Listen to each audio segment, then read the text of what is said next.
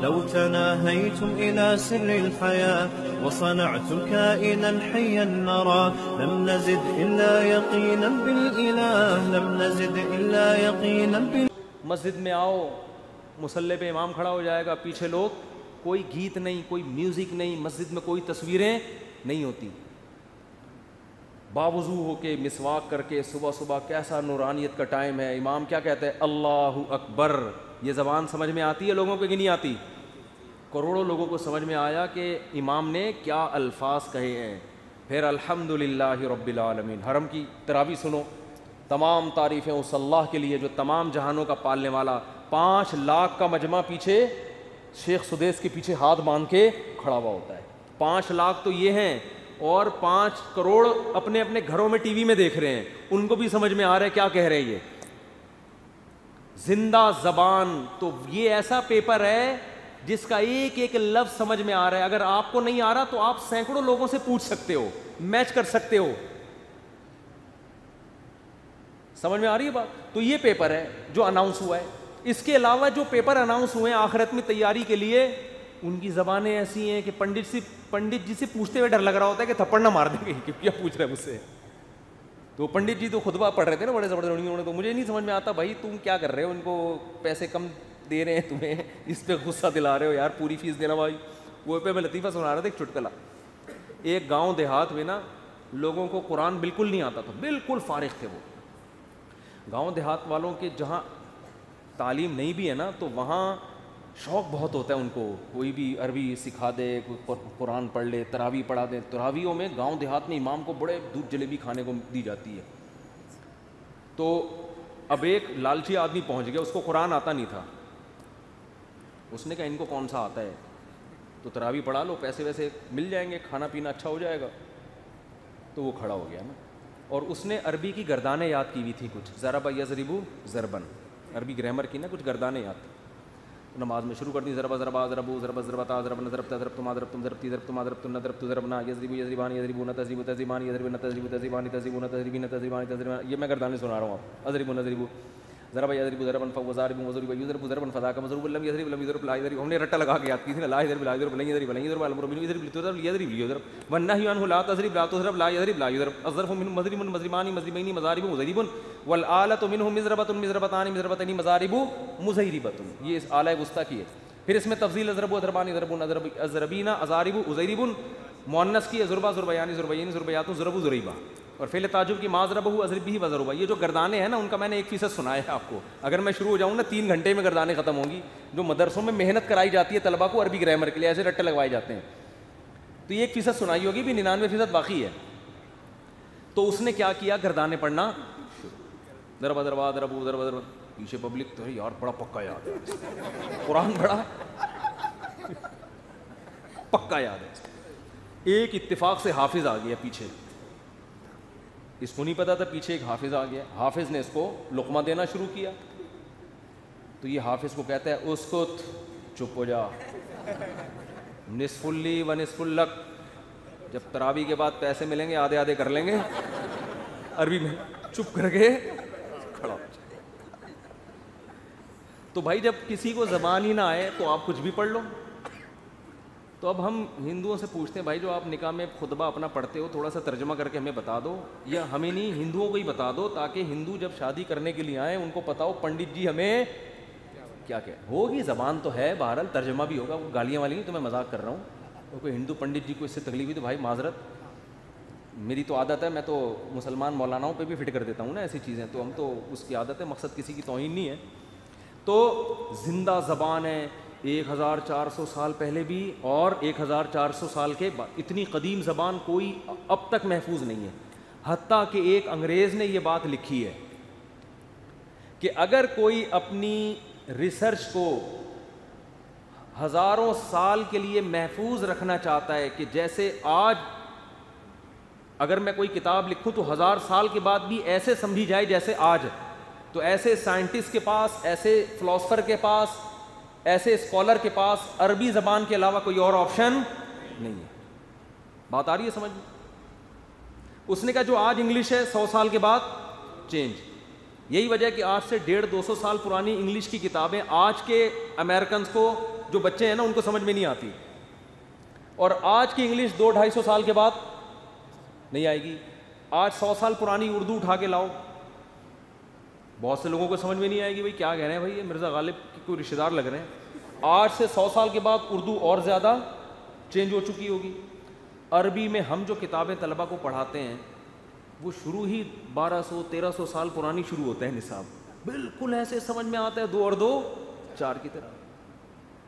حتیٰ کہ نبی صلی اللہ علیہ وسلم کے والد اگر آج آ جائیں زندہ ہو کے اور وہ گپ شپ کریں, لوگوں سے کلام کریں, ان کی بات کو سمجھنے والے ہزاروں نہیں, لاکھوں نہیں, کروڑوں لوگ ہوں گے کہ یہ کیا کہہ رہے ہیں. لیکن اس دور میں زبان والا شخص آج آ جائے, ایک بندہ بھی آپ کو شاید نہ ملے جو اس کا مطلب سمجھ رہا ہو کہ یہ کیا بول رہا ہے. کچھ شاید کوئی یونیورسٹی میں کچھ چند اسکالرز ہوں جنہوں نے قدیم زبانوں پہ محنت کی ہوئی ہے, وہ بھی چند ایک لوگ ہوں گے.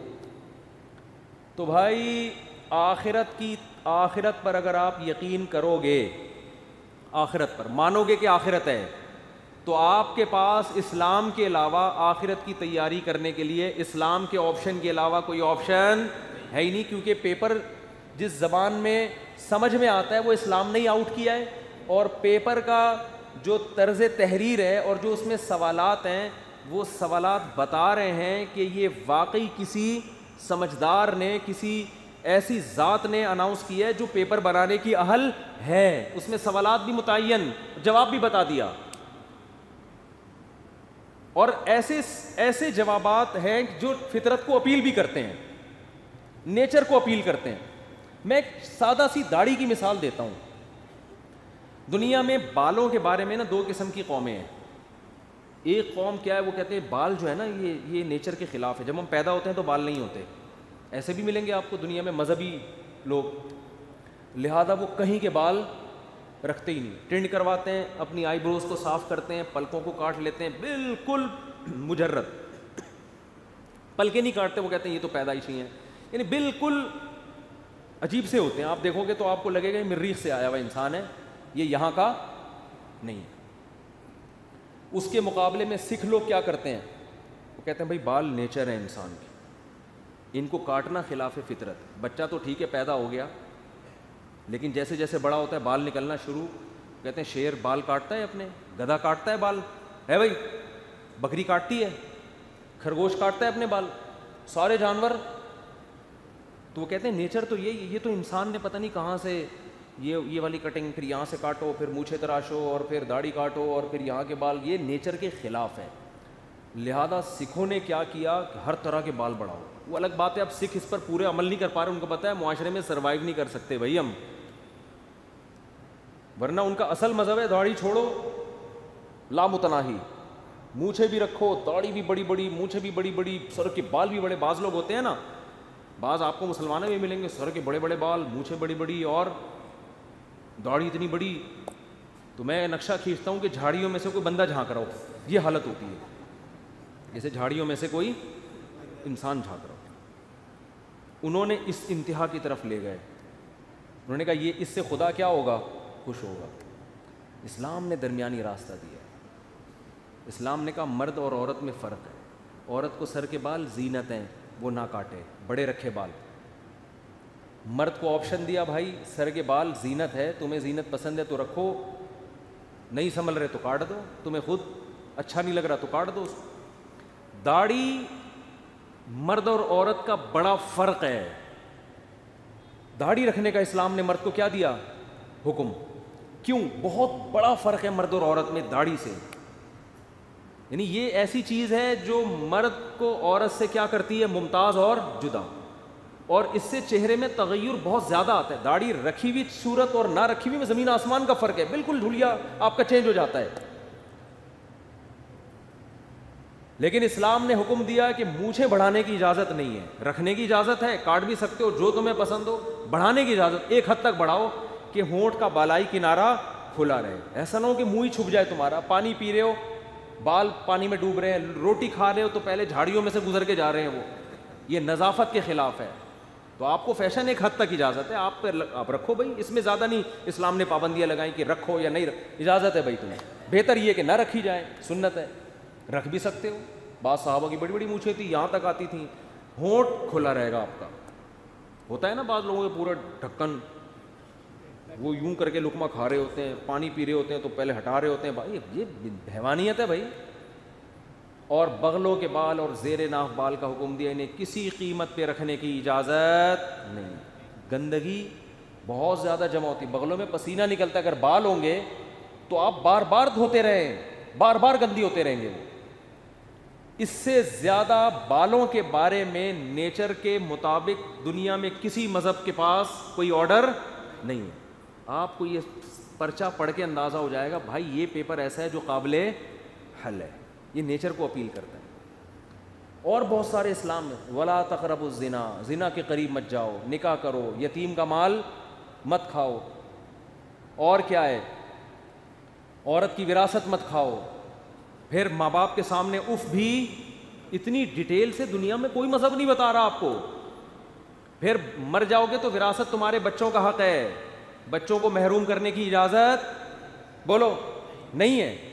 آپ کتوں کو دے رہے ہیں, آپ ادھر ادھر دے رہے ہیں, ایسا نہیں ہے بھائی.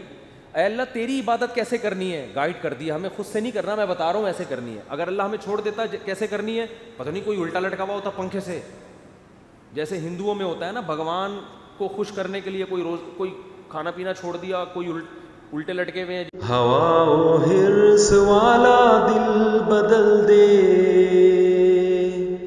میرا غفلت میں ڈوبا دل بدل دے.